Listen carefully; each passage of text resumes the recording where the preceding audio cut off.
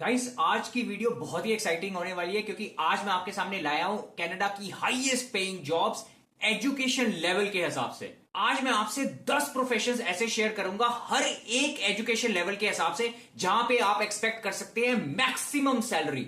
और वीडियो में मेरे प्यारे यूट्यूब फैमिली मेंबर्स के लिए एक बोनस भी है। तो अगर आप जानना चाहते हैं कि आपका प्रोफेशन इस लिस्ट में है कि नहीं तो पूरी वीडियो देखिएगा। चलिए गाइज, अब हम डिस्कस करते हैं 3 एजुकेशन लेवल्स के बारे में। पहला तो आता है हमारा डिप्लोमा, जिसमें आपको 1 साल की स्टडी की रिक्वायरमेंट होती है। दूसरा आता है हमारा बैचलर्स, जिसमें आपको 3 से 4 साल की स्टडी की रिक्वायरमेंट होती है। और तीसरा आता है हमारा मास्टर्स, जिसमें आपको 2 साल की स्टडी की रिक्वायरमेंट होती है। अब ये जो भी डेटा सोर्स किया गया है ये गवर्नमेंट ऑफ कनाडा की वेबसाइट से सोर्स किया गया है। तो एक बात पे तो आप संतुष्ट रहें कि क्रेडिबिलिटी में तो कोई इशू नहीं है।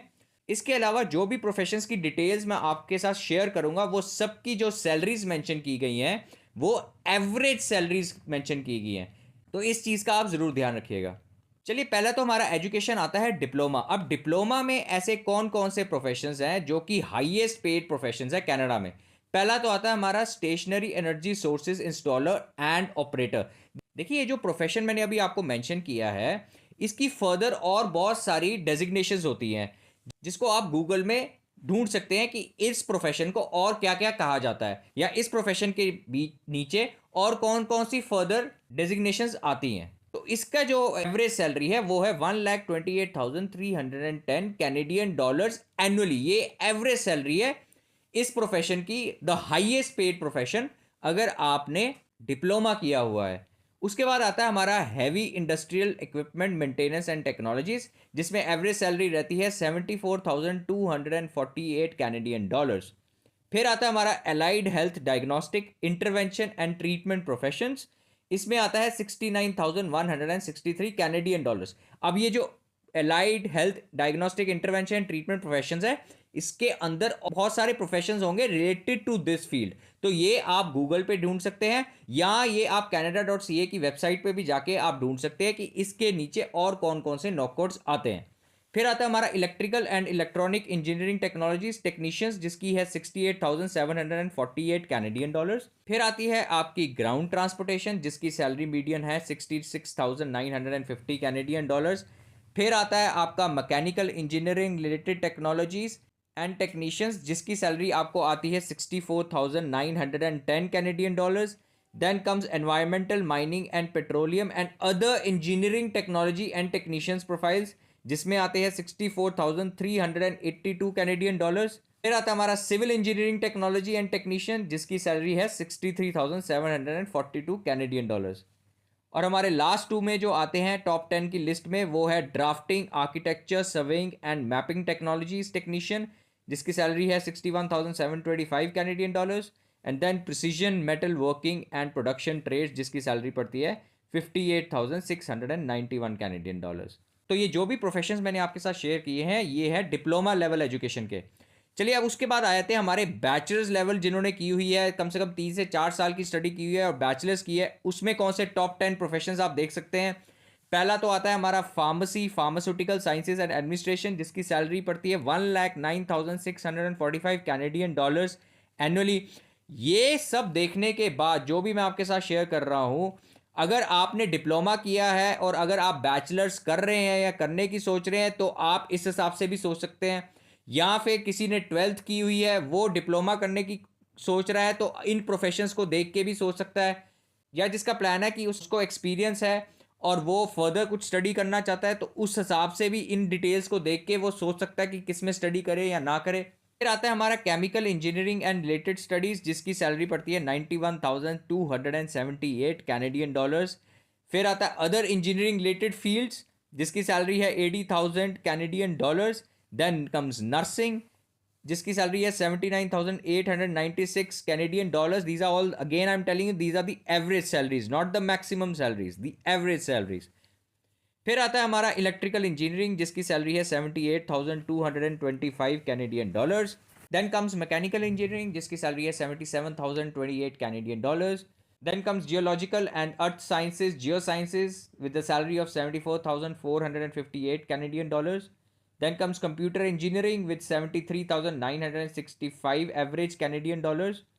फिर आता है आपका civil engineering and related studies, जिसकी सैलरी पड़ती है 73,851 Canadian dollars.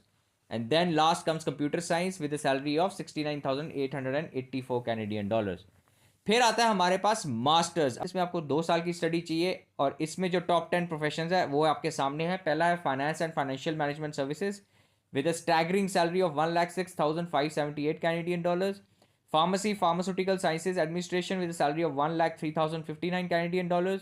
Then comes accounting with a salary of 1,02,610 Canadian dollars. फिर आता है हमारा business and commerce and administration with a salary of $1,00,000. Then law and legal services and legal studies with a salary of $98,021.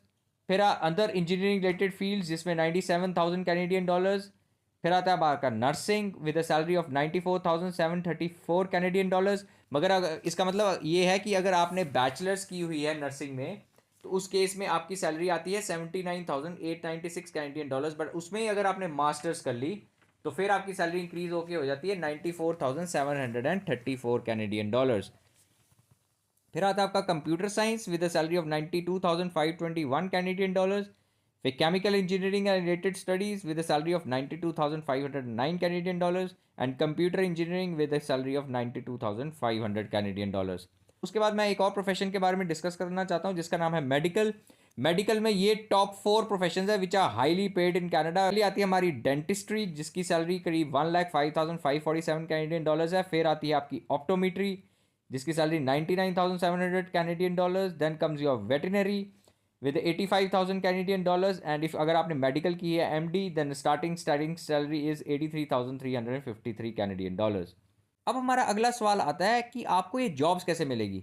सबसे पहले ये jobs लेने के लिए आपको अपने सीवी पे काम करना पड़ेगा और इसमें मैं आपसे ऐसे इंपॉर्टेंट 5 टिप्स शेयर करूंगा जो आपको एक ग्रेट सीवी बनाने में बहुत हेल्प करेंगी। पहला तो आता है हमारा कि use just one font through out your resume. पूरे रिज्यूमे में जितना भी आपका रिज्यूमे है उसमें आप एक ही फॉन्ट को यूज़ करें, 2 3 4 फॉन्ट्स को यूज़ नहीं करें। अगर एक की जगह 2 फॉन्ट यूज़ करने हैं तो वो कर सकते हैं, बट उससे ज़्यादा आप मत करिएगा। आपका जो नाम है वो एक बड़ा बड़ा लिखा होना चाहिए, दूर से दिखना चाहिए। फिर सेकंड पॉइंट आता है इंक्लूड वॉलंटरी वर्क। अगर आपने कोई वॉलंटरी काम किया है जिसमें आपको पैसे नहीं मिले उसकी कोई टेंशन नहीं। आपने कहीं इंटर्नशिप की है जिसकी आपकी पेमेंट नहीं मिली, दैट्स ओके। लेकिन आपने कोई चैरिटेबल वॉलंटरी वर्क भी किया है तो उसको आप ज़रूर मेंशन करें बिकॉज कनाडा स्पेसिफिकली वहाँ के एम्प्लॉयर्स इसको बहुत ही इंपॉर्टेंस देते हैं। इससे उनको ये पता चलता है कि आप सोशली कितना एंगेज होते हैं लोगों से, कितना आप दुनिया की हेल्प करना चाहते हैं, तो ये आप ज़रूर मेंशन करिए। Apart from that use keywords that are relevant to the job you are applying for. इसका मतलब ये है कि जो भी आप जॉब के लिए अप्लाई कर रहे हैं उस जॉब के कीवर्ड्स को देखें।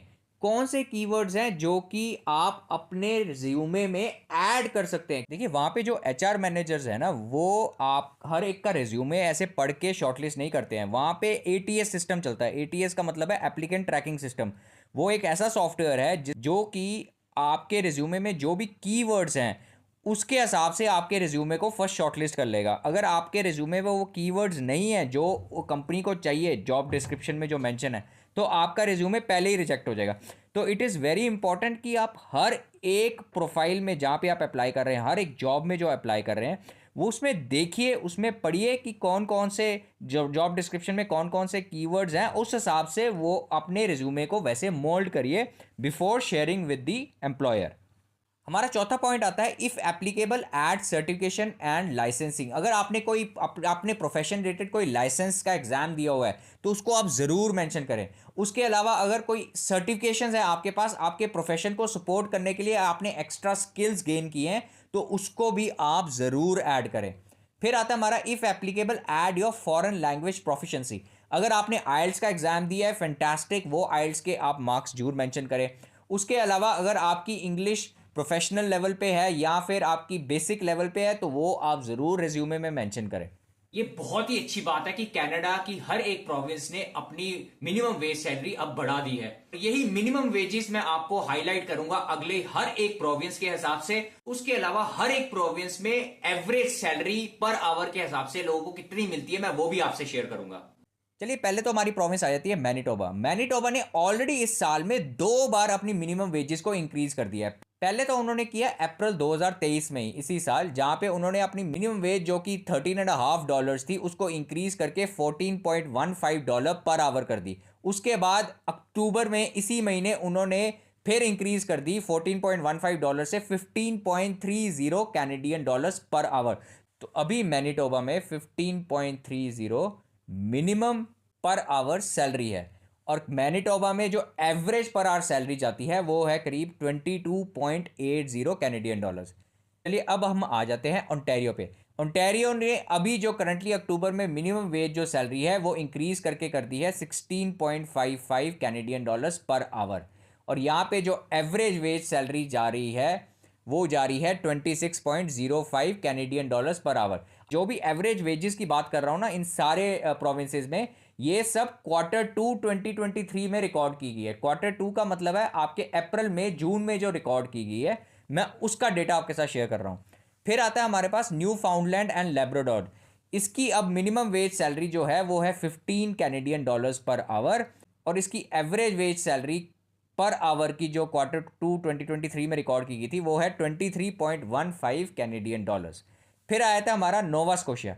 नोवा स्कोशिया की एज ऑफ नाउ जो उनकी अक्टूबर में जो सैलरी अपडेट हुई है मिनिमम पर आवर वो है 15 कैनेडियन डॉलर्स, लेकिन इन्होंने ऑलरेडी मेंशन कर दिया है कि 1 अप्रैल 2024 में हम इसको इंक्रीज करके 15.25 कैनेडियन डॉलर्स कर देंगे, और यहाँ की जो एवरेज वेज है Q2 के हिसाब से वो है 22.30 कैनेडियन डॉलर्स। अब जहाँ तक सस्कैचुअन की बात आती है, यहाँ पे लास्ट मिनिमम वेज थी वो थी 13 कैनेडियन डॉलर्स पर आवर, जिसको इंक्रीज करके अब कर दिया गया है 14 कैनेडियन डॉलर्स, और फर्दर इन्होंने बताया कि नेक्स्ट ईयर अक्टूबर में हम इसको कर देंगे 15 कैनेडियन डॉलर्स। इसकी जो एवरेज वेज आती है वो है 23.15 कैनेडियन डॉलर्स पर आवर। अब मैंने एक डिटेल वीडियो बनाई है कैनेडियन स्टाइल रिज्यूमे के ऊपर, आप जाके वो वीडियो को देखिए और कमेंट में मेरे को बताइए कि आपको वो वीडियो कैसी लगी। गाइस बस आज के लिए इतना ही। Thank you so much for watching. I will see you in the very next video. Good night, take care, bye bye.